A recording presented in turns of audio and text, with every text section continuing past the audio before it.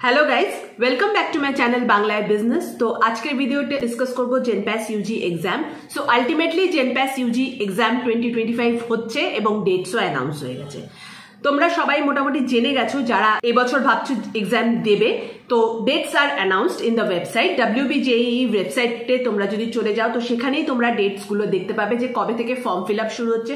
Form fill up start হচ্ছে 8 September থেকে, মানে আজকে 3rd সেপ্টেম্বর আমি ভিডিওটা তৈরি করছি। তো আজ থেকে 5 দিন পরেই কিন্তু ফর্ম ফিল আপ স্টার্ট হয়ে যাচ্ছে, চলবে up to 16th of September. এই ডেটটাই এখন ওয়েবসাইটে দেওয়া আছে, লেখা আছে টেন্টেটিভ ডেট, মানে এই ডেটটাও কিন্তু চেঞ্জ হতে পারে, কাজেই তোমরা ওয়েবসাইটটা রেগুলার চেক করবে। তাও আমার মনে হচ্ছে এটা খুব একটা ডিফারেন্স হবে না। 8 তারিখ থেকে ফর্ম ফিল আপ স্টার্ট হয়ে যাচ্ছে। যারা ইন্টারেস্টেড ফর রেজিস্ট্রেশন এই এক্সামটা দেওয়ার জন্য প্লিজ তোমরা ফর্মটা ফিল আপ করে নেবে। 16th অব্দি এটার লাস্ট ডেট, তো 16th অব্দি চান্স থাকবে তোমার কাছে ফর্ম ফিল আপ করার। এক্সাম ডেট যেটা টেন্টেটিভ বলা হচ্ছে 18th অক্টোবর 2025। এক্সামের তোমরা জানোই দুটো পেপার হয়, ফার্স্ট পেপারটা ফার্স্ট হাফে হবে, অবভিয়াসলি সেকেন্ড পেপারটা সেকেন্ড হাফে হবে। 18ই অক্টোবর স্যাটারডে পড়েছে, তো সেটাই এখনো অব্দি এক্সাম ডেট দেখাচ্ছে। প্রবাবলি এটাই থাকবে, চেঞ্জ হবে না, বাট হ্যাঁ ওয়েবসাইটটা রেগুলার চেক করতে থাকবে বিকজ এক্সাম ডেট কিন্তু চেঞ্জ হতে পারে। এখানে কিন্তু এটা টেন্টেটিভ লেখা আছে। এবার একটু বলে দিই যে কি কি কোর্সেস তোমরা করতে পারবে জেনপ্যাস ইউজি এক্সামটা যে দিচ্ছ। তো জেনপ্যাস ইউজি এক্সামে কোন কোন কোর্সগুলো কাভার্ড আছে এবং সেই কোর্সগুলো কি কি। সো ফার্স্টে তো অবভিয়াসলি নার্সিং এর জন্য এই এক্সামটা হয়, সেখানে বিএসসি নার্সিং। সেকেন্ড হচ্ছে bachelor of physiotherapy, next BMLT bachelor in medical laboratory technology. Now very important course, এটা করলেই কিন্তু তোমরা সব ল্যাবরেটরিতে অ্যাজ এ টেকনিশিয়ান কাজ পাবে। Very very important course.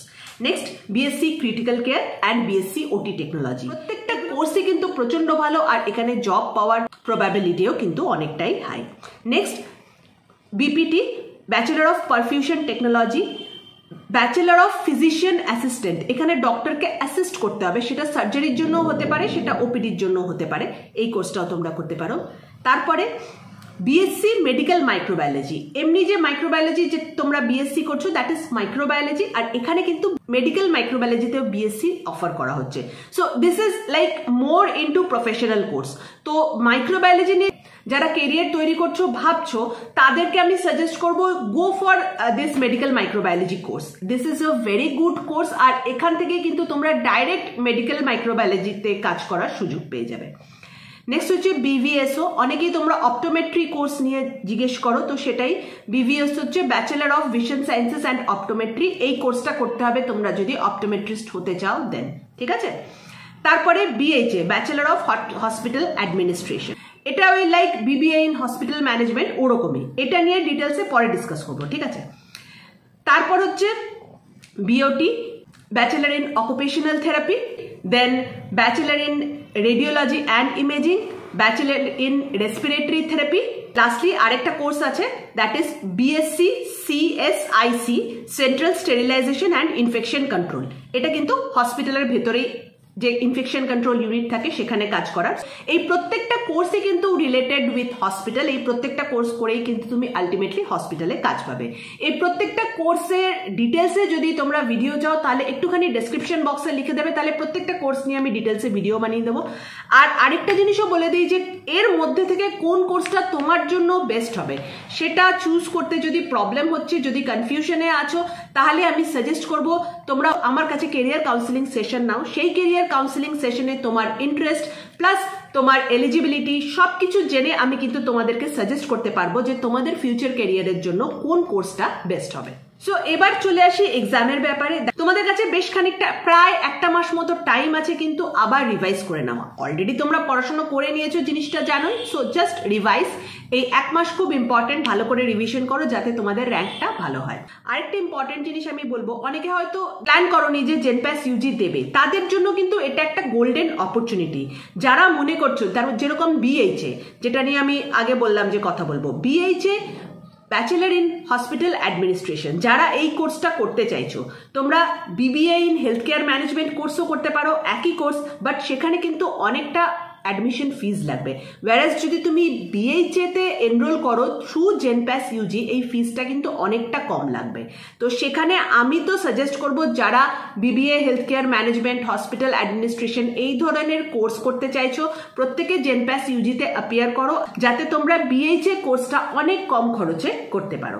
আরেকটা জিনিস আমি বলে দিই, জেনপ্যাস ইউজি অবভিয়াসলি সায়েন্স স্টুডেন্টসদের জন্য, টোটাল এক্সামটাই হয় সায়েন্স স্টুডেন্টসদের জন্য, বিকজ ম্যাক্সিমাম যে কোর্সেসগুলো আছে these are all for science students.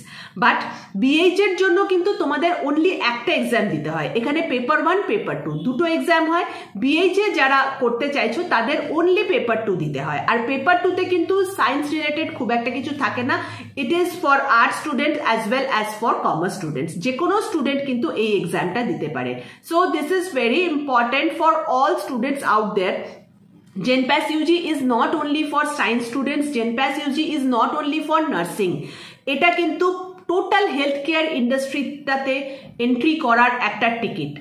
কাজেই প্রত্যেকটা student, if you are interested to enter the health care industry, and of course health care industry হচ্ছে একটা $1 billion industry, and health care ইন্ডাস্ট্রিকে AI এসে রাতোরাত কিন্তু রিপ্লেস করে দিতে পারবে না। এখানে প্রচন্ডভাবে স্টেবল জবস পাওয়া যায়। তাই তোমরা যদি ইন্টারেস্টেড হয়ে থাকো for health care industry, please GenPass UG এক্সামটা দেবে, irrespective whether you are a science student, whether you are a commerce students or arts students, because commerce আর arts স্টুডেন্টসদের কাছেও কিন্তু এখানে তোমাদের অপরচুনিটি থাকছে to enrol for the BHA course. Now BHA is bachelor in hospital administration. So এক্সামটার ব্যাপারে আরেকবারও বলে দিচ্ছি, পেপার 1 পেপার 2 দুটো পেপার হবে এখানে। পেপার 1 অবভিয়াসলি সবাইকে দিতে হবে, this is for science students, and paper 2 is for non science students. Paper 2 তারাই দেবে যারা BHA করার জন্য ইন্টারেস্টেড।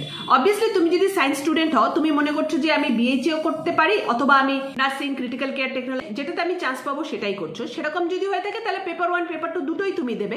সেখানে তুমি BHA তে যদি অ্যাডমিশন পেয়ে গেলে তো BHA করবে, আদারওয়াইজ তুমি নার্সিং বা যেটা তোমার ইন্টারেস্টেড সাবজেক্ট সেটা করবে, সেটা তোমার কাছে অপশন থাকছে। আর তুমি যদি কমার্সের স্টুডেন্ট হয়ে থাকো অথবা আর্টস স্টুডেন্ট হয়ে থাকো, দেন অনলি পেপার 2 তে তোমরা অ্যাপিয়ার করবে for BHA course. So all the best to all students who are appearing in GenPass UG 2025। কোন কোন কোর্সে তোমরা অ্যাপ্লাই করবে অ্যান্ড কোন কোর্সটা পারসিউ করবে এটা নিয়ে যদি কনফিউশন থাকে তাহলে আবারও একবার বলে দিচ্ছি, please career counselling sessions avail করো। কেরিয়ার কাউন্সেলিং সেশন বুক করার জন্য আমাকে একটা মেল করবে gls.sohili@gmail.com এ। সেই মেলের মধ্যে কিন্তু কেরিয়ার কাউন্সেলিং সেশনের প্রোগ্রাম ডিটেলস তোমাদেরকে আমি পাঠিয়ে দেবো। হোপফুলি জেনপ্যাস ইউজি 2025 নিয়ে অনেকটা ক্ল্যারিটি আমি দিতে পেরেছি। আরো যদি কোনো কনফিউশন থাকে তাহলে প্লিজ একটু কমেন্ট সেকশনে লিখে জানাবে, ডেফিনেটলি আপকামিং ভিডিওতে আমি সেইগুলো ডিসকাস করে দেবো। Thank you for watching, bye by.